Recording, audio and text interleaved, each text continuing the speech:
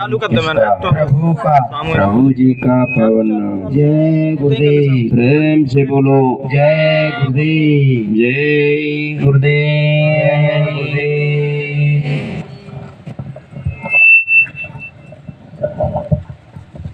जय गुरुदेव। गुरु महाराज के चरणों में मेरा कोटि कोटि सादर जय गुरुदेव। जय गुरुदेव। सभी सत्संगी भाइयों और बहनों सभी को मेरा प्यार भरा सादर जय गुरुदेव। जय गुरुदेव। जय गुरुदेव। सत्संग की शुरुआत करने से पहले कुछ कल के सत्संग पर हम प्रकाश डालें। तो कल के सत्संग में मुझे एक बात बहुत अच्छी लगी। रमेश भाई साहब ने कही कि हृदय से पुकारोगे तो ही वो तुम्हारी सुनेगा, बाहर से कुछ नहीं होगा। और एक चीज़ मुझे सही नहीं लगी भाई साहब के द्वारा, तो मैं भाई साहब के मुँह पे ही कह रहा हूँ। तो वो चीज़ ये थी कि भाई साहब ने पहले तो लखनदास महाराज के बारे में कुछ कही, फिर पटिया वाले बाबा के बारे में कुछ कही, और फिर देख मैं तो है ही नहीं, तो मेरे बारे में तुम चाह क्यों कहते रहो, मैं तो है ही नहीं, सब तो मुझे बात कैटेगरी में क्यों गिनना है वो। लेकिन हम गृहस्थ आश्रम में रह रहे हैं, हमें संतों के बारे में कुछ नहीं कहना चाहिए, क्योंकि हम नहीं जानते उनकी महिमा क्या है। और गुरु महाराज ने खुद कही कि संतों की पार्लियामेंट ऊपर लगती है। अब हो सकता है पार्लियामेंट के मुखिया जो हों, लेकिन उनका भी तो कुछ ना कुछ पद होगा उस पार्लियामेंट में। उनको मानते होंगे तो उनके देश। हाँ नहीं तो जी क्या है संतों के अपन, हाँ देवी देवताओं की निंदा कर दो, महादेव की निंदा कर दो, सबकी कर दो, मुझे उसमें कोई ऑप्शन नहीं हुआ। लेकिन संतों की महिमा को नहीं समझ सकता कोई भी, स्वयं ब्रह्मा विष्णु महादेव भी नहीं समझ सकते, तो हम तो तुच्छ हैं।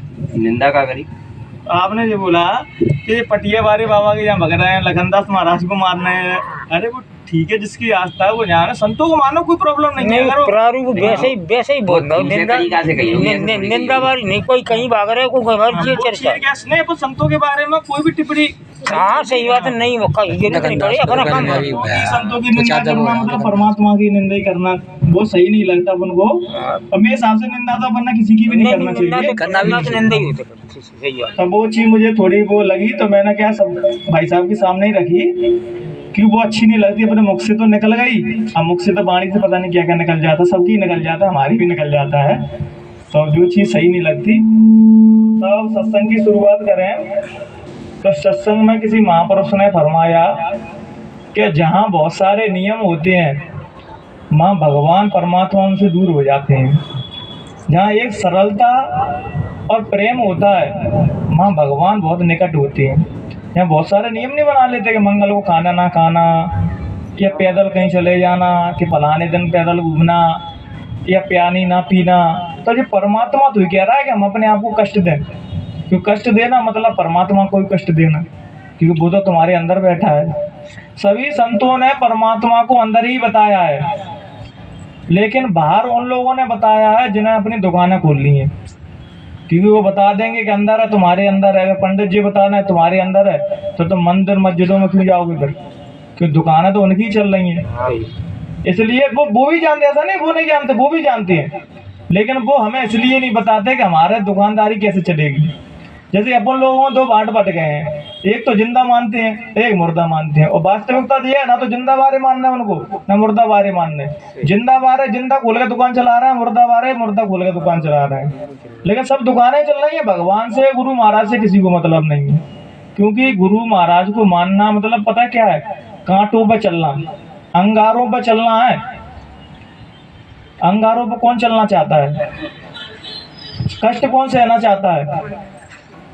अब अगर अपने ऊपर कोई दुख आ जाए तुरंत भक्ति छोड़ देंगे हम, तुरंत गुरु महाराज का नाम छोड़ देंगे। अभी मैं टेम्पू में आ रहा, एक महिला कह रही है कि तंदरुआ बाबा से बस यही प्रार्थना है कि हमारी मोड़ी की नौकरी लग जाए और मोड़ी पर कृपा बनी रहे और अच्छा जीवन जी। हम सभी लोग मंदिरों मस्जिदों में किस लिए जाते हैं, बस यही लिए नौकरी लग जाए, जे लग जाए और वो लग जाए, जे मान के चलो ये तो जे परमात्मा है। तो परमात्मा के पीछे ही तो सब चीजें हैं, अपनी वासनाएं चीज पीछे है ना, मानते हैं ना भाई, ये सब पीछे परमात्मा के पीछे। तो इनको ही मांग लोगे तो वो चीजें तो अपने आप ही आएंगी कि नहीं। लेकिन हम इतने चालाक और इतने चतुर हैं कि पीछे की चीज मांगेंगे, जो इनके पीछे खड़ी है वो ना दे दो, और तुम भले आओ या नहीं आओ कोई दिक्कत नहीं है। तो ऐसे ऐसे कलयुग में तो इतने चालाक भक्त हो गए हैं, फिर आए पर तो भगवान को ही मूर्ख बना दो।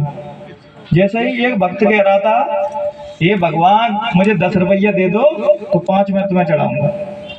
तो भगवान ने ऐसा किया कि ठीक है, जो अच्छी बात कह रहा है कि 10 रुपया दे दो 5 मिनट तुम्हें चढ़ाऊंगा। तो भगवान ने मैं 5 रुपया दे दे। तो वहां वो इतना चालाक कलयुगी व्यक्तियों की बात बता रहा हूँ, उसने कही वाह भगवान तुमने 5 अपने पहले ही काट लिए, क्यों बार 2.5 देना पड़ता। तो वाह भगवान 5 तुमने अपने 2.5 अपना 5 अपने पहले ही काट लिए। तो हम चतुराई में इतने जाना व्यस्त हैं कि भगवान को ही मूर्ख बनाने में हम 2 मिनट के लिए भी पीछे हटते। और भगवान कहते हैं कि तू हमें कुछ मत दे, बस तू मेरा सुबह शाम स्मरण कर, फिर तेरे सबरे काम अपने आप ही बनेंगे। भगवान तुमसे कुछ मांगता है? जो तो पूरी सृष्टि को जो निस्वार्थ दे रहा है, जो भजन नहीं करता, दारू कबाब खा रहा है, उसका भी ध्यान रखता है वो, तो क्या हमारा ध्यान नहीं रखेगा वो? बहनों भाई सही बताना। जैसे कुछ लोग हमारे बारे में जो कहते हैं कि तुम्हारे माँ बाप मरने के बाद तुम भूखे मरोगे। तो मैंने कही कि भैया ये बताओ, मेरे को एक आंसू देखता नहीं है कि मैं रोने लगता हूँ और मुझे भूखा मरते हुए देखेगा वो? जब मैं रोता हूँ तो वो मुझे देख नहीं पाता, वो रोते हुए वो भूखा मरते हुए देखेगा। देखो ये भूखा मर रहा, मैं खुश हो रहा हूँ।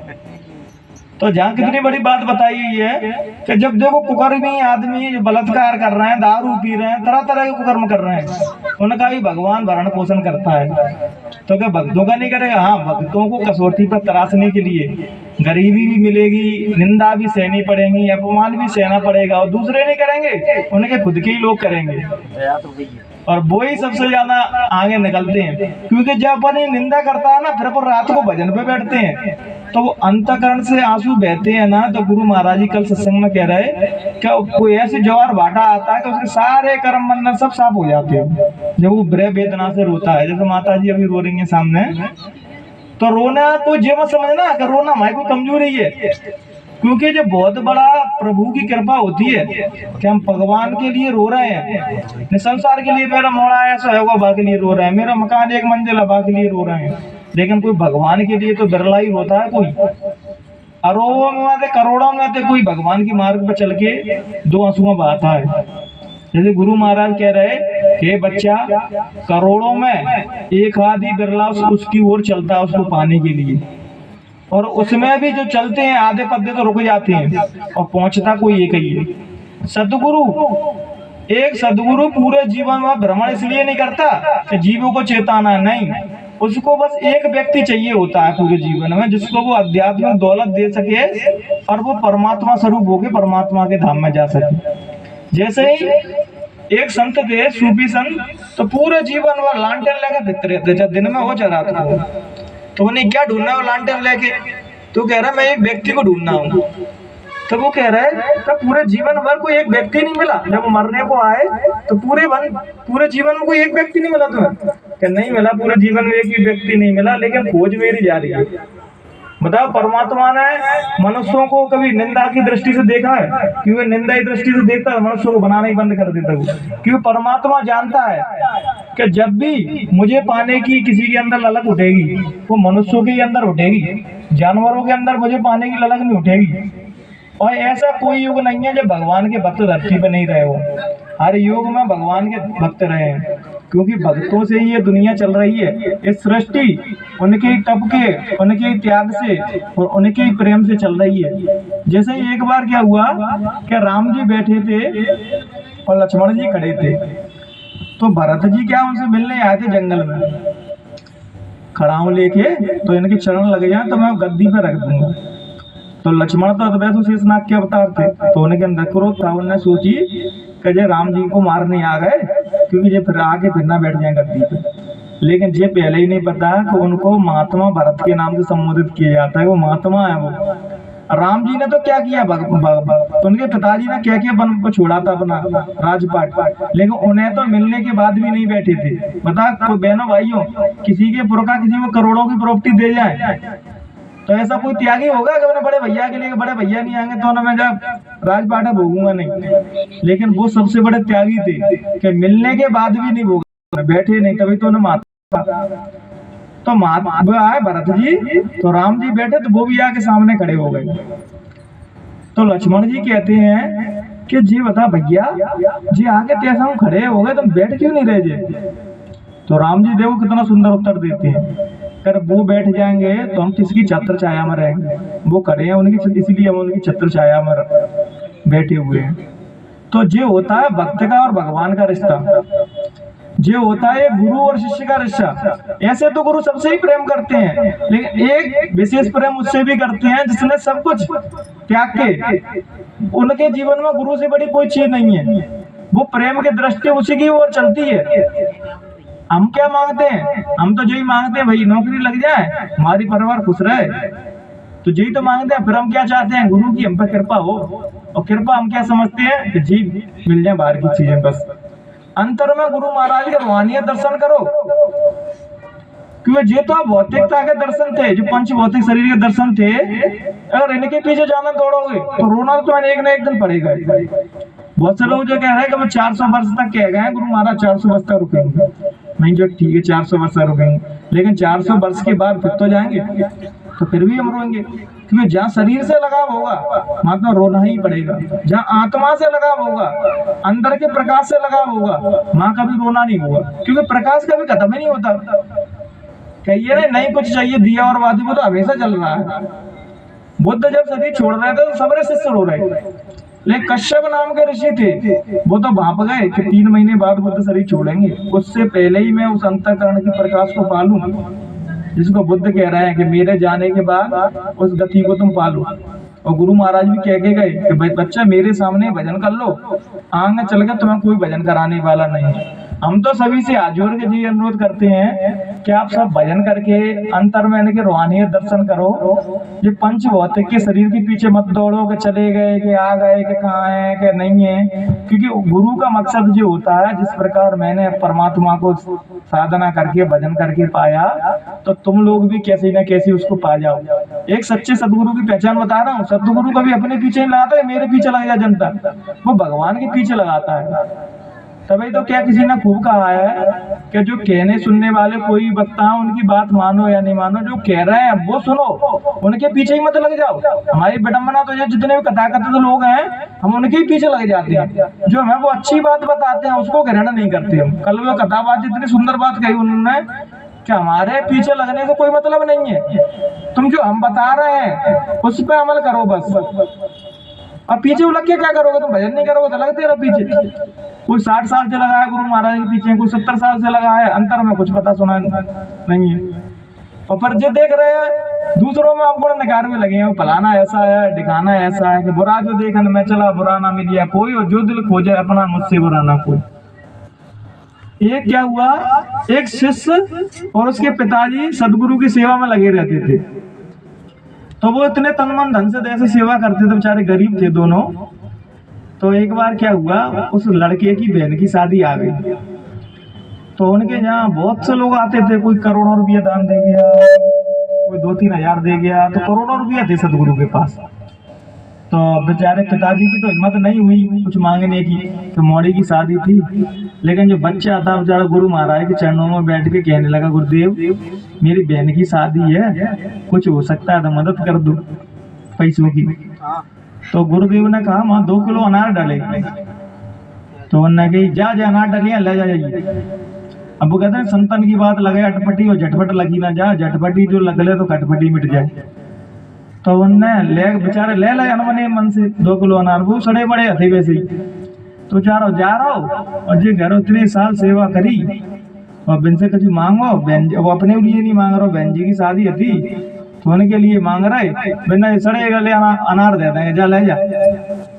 तो क्या हुआ, उस नगर का जो राजा था उसकी तबीयत बिगड़ी भयंकर, और वेद जी ने बोला कि भाई जो अनार से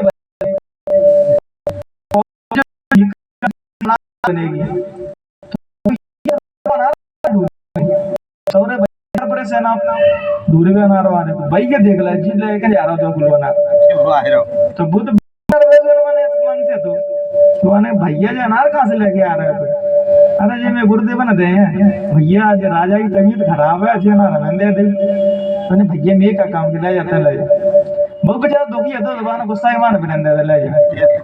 तो वो क्या हुआ कि राजा हो गया ठीक, अब राजा ने कही कि किस व्यक्ति ने अनार दी उसको लेके आओ मेरे यहाँ।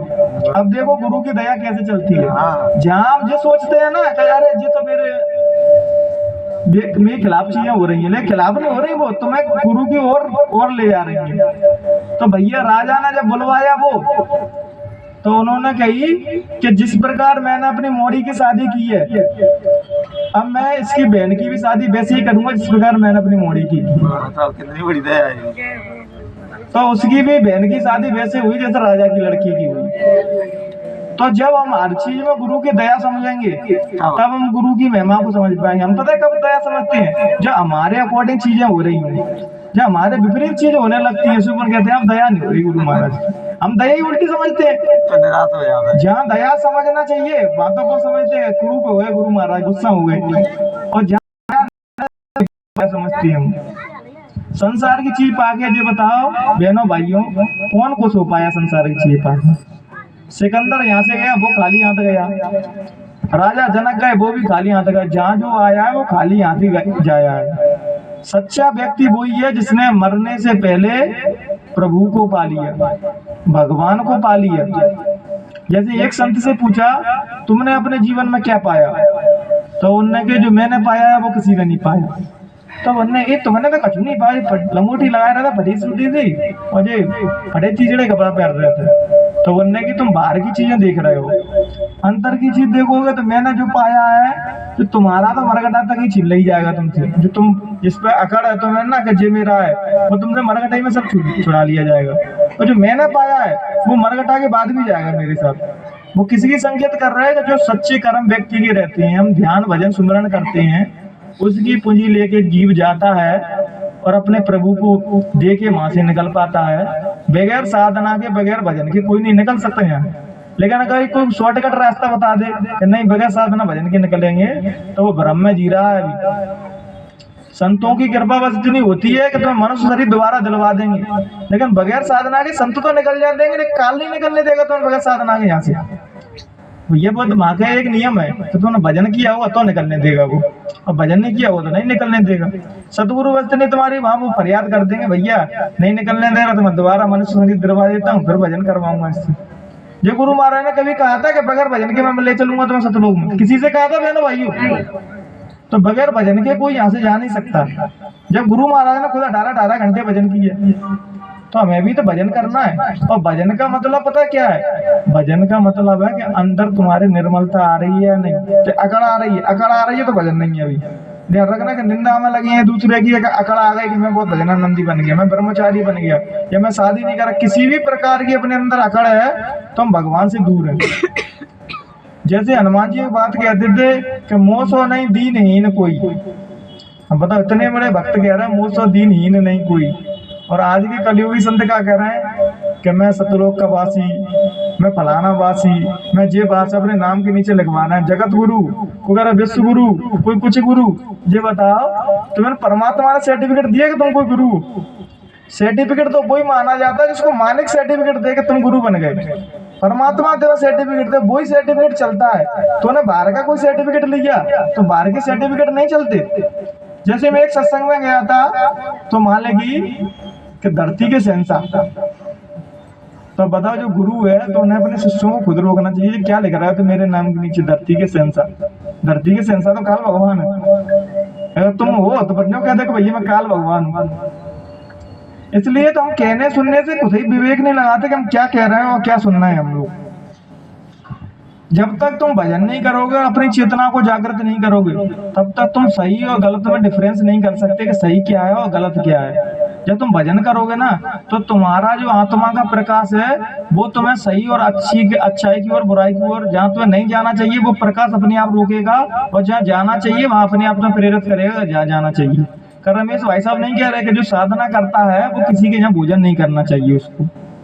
तो इसका जीता जागता एग्जाम्पल, जब मैं गुना गया था एक बार, तुम्हारे बाबूजी थे तो उनको पूरी पता था सब लोगों का, जो भैया रिश्वत लेते हैं जितने। तो हम मेन गेट के जैसे अंदर घुसे उसके तो मैं चक्कर आए, घबराहट सी होने लगी। कुछ नहीं किया हमने, अंदर घुसे तो घबराहट सी होने लगी, बेचैनी सी हो रही, ऐसा लग रही मत्ते का बाहर निकल के आके बैठ गए तो माँ बढ़िया हो गई। नीचे घर में क्या भूत चूड़े लगा जहाँ घुस रहे हैं क्या। तो एक साड़ी वाला मेरी बोतल लेके आने, भैया पानी पी ले। तो मैंने यार भैया जा घर में कोई चक्कर वक्कर है, क्या घुस रहा हूँ, चक्कर आ रहा है, बाहर निकल तो ठीक है यार। तो कह रहा है अरे भैया जी तो पूरे कॉलोनी में ऐसे ही है कि रिश्वत लेते रहते हैं, गरीब मरीब को ना जुड़े सबसे रिश्वत लेते हैं। तब वो जो कह रहा है कल रमेश भाई साहब, तो जी हम अपना एक अनुभव बता रहे हैं कि वास्तव में साधकों को जो भजन करते हैं वो कहीं पे भी मुंह उठा के भोजन नहीं कर रहे हैं, जिससे तुम्हारी साधना छीण होती है। हाँ, जो साधना नहीं कर रहे वो कहीं पे भी खाएं, उन्हें कुछ महसूस भी नहीं होगा, वो कहीं पे भी खाते रहेंगे ना, तो उन्हें कर्मों का पता पड़ रहा है, कर्म लद रहे हैं या छूट रहे हैं। जो भजन करते हैं उनको ही महसूस होगा कि हम पर कर्म चढ़ रहे हैं या लद रहे हैं। एक बार नानक के जीवन में नहीं था, नानक एक गांव में ठहरे हुए थे, तो वहां का एक सेठ साहूकार आया और नानक जी से कहा कि महाराज यार तुम हमारे यहाँ भोजन करना। तो नानक जी ने कही कि मैंने तो पहले ही कह दिया कि मैं किसान के यहाँ भोजन करूंगा। अरे वो किसान तुम्हें क्या भोजन करा पाएगा, वो तो गरीब है, मैं तुम्हें 56 प्रकार के भोग लगाऊंगा। तो नानक जी ने कही नहीं, हम तो गरीब के नहीं करेंगे, तेरे यहाँ नहीं करेंगे। वो नहीं माना जबरदस्ती। तो भैया नानक जी चले गए, तो उन्होंने पूछी कि तुम वहाँ भोजन क्यों नहीं कर रहे हो, उस गरीब के यहाँ क्यों कर रहे हो। तो उन्हें थाली लेके आओ, थाली लेके आए और जो रोटी निचोड़ी उनने ऐसे पकड़ के, तो उससे खून टपक रहा था, क्योंकि वहाँ बेईमानी रिश्वत से गलत तरीके से उसने पैसे कमाए थे, तो उससे खून टपक रहा था। जब किसान के यहाँ गए तो किसान की रोटी निचोड़ी तो उसमें से दूध निकल रहा था, किसकी मेहनत की और ईमानदारी की कमाई है।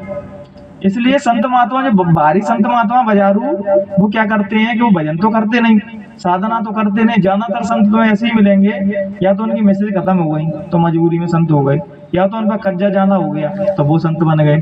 कुंभ में ऐसे तो ज्यादातर संत हैं, लेकिन जो सही भजन कर रहे हैं वो तो भगवान पर विश्वास रखते हैं कि भगवान मुझे भूखा मारेगा तो भूखा मरूंगा, खाना खिलाएगा तो खाना खाऊंगा, पानी पिलाएगा तो पानी पीऊंगा।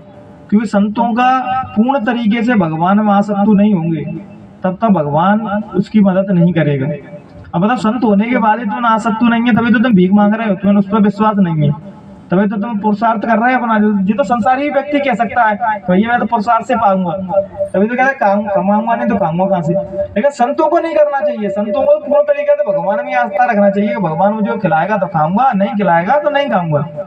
और ऐसा हो नहीं सकता कभी भी अगर तुम उसका भजन कर रहे हो और भूखे मरोगे। तो भूखा तो वही मरता है जो भगवान के नाम पे उल्टे सीधे कर्म करता है। और हम कलयुग में जी तो कह रहा, धर्म के नाम पे आदमी पता नहीं क्या क्या कर रहा है, जिसको धर्म है ही नहीं है उसको भी धर्म समझ के डो रहा है।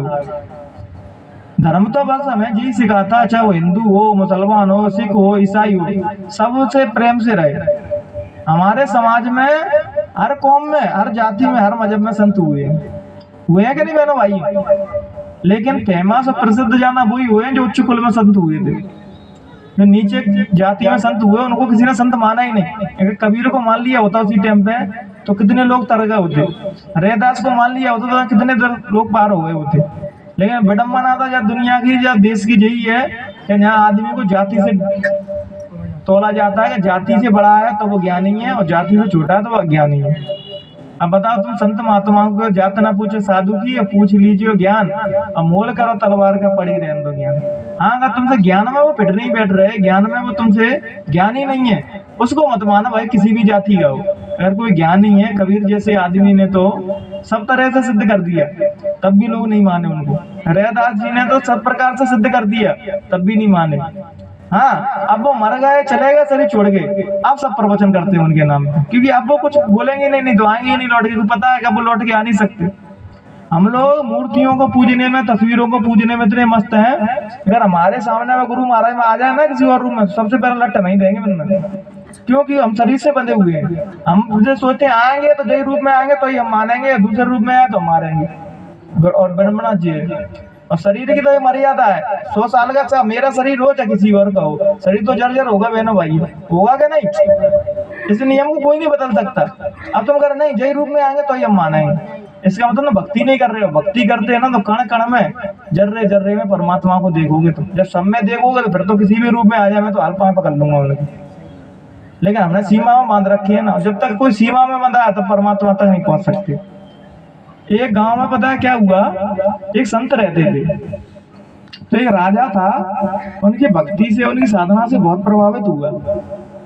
तो उन्होंने कही कि महाराज जी तुम मेरे राजमहल में चला रहने के लिए, तुम यहाँ डरे रहते हो, भूखे मरते रहते हो, गांव में डले रहते हो, तो मेरे राज्य में चला रहने। तो जो संत होते हैं वो किसी भी प्रकार के बंधन में नहीं रहते, वो स्वतंत्र रहते हैं, वो किसी भी नियम को नहीं मानते। नियम तो जो संसारी लोग हैं उनके ऊपर सारे नियम लागू होते हैं, संतों के ऊपर कोई नियम लागू नहीं होते। तो वरना मना करी पहले तो वो जबरदस्ती उन्हें ले गो महल में, तो ले गो। तो बात राजा ने कही जो मेरी जैसी सुविधा है ऐसी सुविधा इन संत को दी जाए। जैसे मैं बिस्तरों पर सोता हूँ वैसे ही बिस्तर पर जैसे सोए, जैसे इनके नौका चाका लगे ऐसे इनके लिए लगा दे। तो भैया वो भी साधना करता था, मस्त रहता था वो तो। तब वो राजा को जलन होने लगी उससे। वो सोचे, मैंने सोची संत आएंगे नहीं भाग जाएंगे। वो तो जो भजन में मस्त है बात, तो चाहे कहीं रख दो, चाहे महल में रख दो तो वो रहेगा, झोपड़ी में रख दो तो रहेगा वो। लेकिन मूड लोग हैं वो यही समझते हैं कि संत वही है जो रोटी त्याग दी, जिनने घर त्याग दिया वही संत है। लेकिन बुराइयां बनने को नहीं त्यागी, बस घर त्याग दिया लंगोटी लगा ली संत बन गए।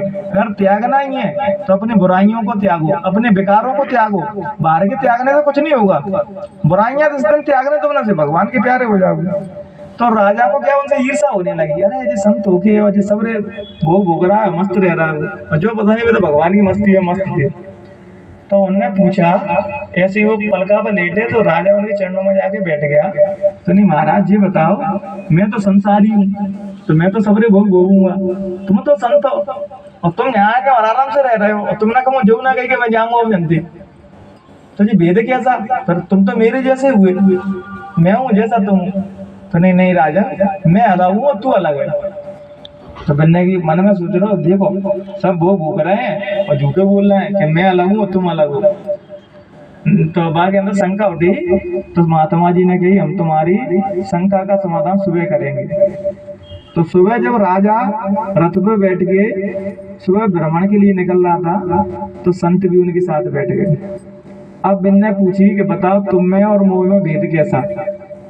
तो चुप रहे संत, रथ चलता गया, वो बार बार पूछे, बार बार चुप रह जाए। अब उनकी क्या राज्य की सीमा आ गई है।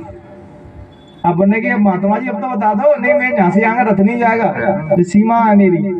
तो जैसे उन्हें की जब ये सीमा, संत जी उतर के और तुरंत सीमा के पार हो गए और कही कि अब तुझ में मुझ में जी अंतर है कि तू सीमा में बंधा हुआ है और मैं किसी भी सीमा में बंधा हुआ नहीं हूँ। वो तुरंत निकल के दूसरे राज्य में पहुंचे। हम लोग एक दायरे में बंधे हुए, सीमा में बंधे हुए हैं कि मेरे बीवी बच्चे, मेरी फैमिली, मेरा मकान बच जाए। और परमात्मा की दृष्टि से देखोगे तो सभी तुम्हारी फैमिली है, सभी परिवार है, सभी बच्चे हैं तुम्हारे, क्योंकि सबके अंदर भगवान बैठा है।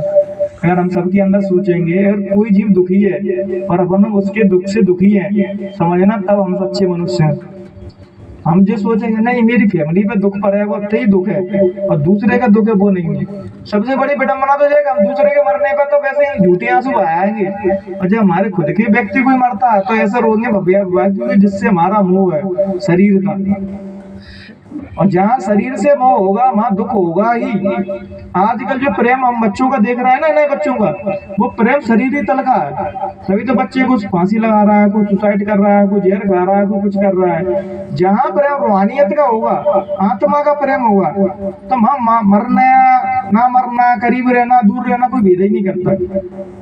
एक बार क्या हुआ, एक शब्द एक दृष्टांत बोले के अपनी वाणी को विराम देता हूँ। लैला मजनू की बातें तो सब सुनते होंगे, लेकिन उनके प्रेम को वो समझ कोई नहीं पाया। आजकल के व्यक्ति उनके प्रेम को पढ़ते हैं तो क्या अनुमान लगाते हैं, वो शरीर तल का वाला एक स्त्री पुरुष का प्रेम, बस वही प्रेम है। लेकिन वास्तविकता प्रेम वो नहीं है। प्रेम तो हमें परमात्मा से मिलाता है, भगवान से मिलाता है, अपने गुरु से मिलाता है। बस यही है कि संसार से प्रेम हटके फिर भगवान की ओर मुड़ जाता है वो। तो क्या हुआ कि वो लैला का इंतजार कर रहा है और पेड़ के नीचे बैठे एक। तो लैला लेट हो गई तो उन्होंने की इतने मैं लेट लूं, आंख बंद करके सो लूं, तो क्योंकि उनके प्रेम में पवित्रता थी। तो वो जैसी आंख बंद की तो वो लैला तो आई नहीं, परमात्मा आ गए। तो वो कह रहे हैं कि मैंने तो भजन वजन कुछ नहीं किया, मेरे सामने क्यों आ गए? तो उन्होंने कही कि हम तुम्हारे प्रेम से बहुत प्रसन्न है, मांगो तुम क्या मांगते हो। तो उन्होंने कहा तुम परमात्मा हो तो जे रूप हटा के और लैला का रूप रख के आ जाए मेरे सामने, तब तुम परमात्मा हो।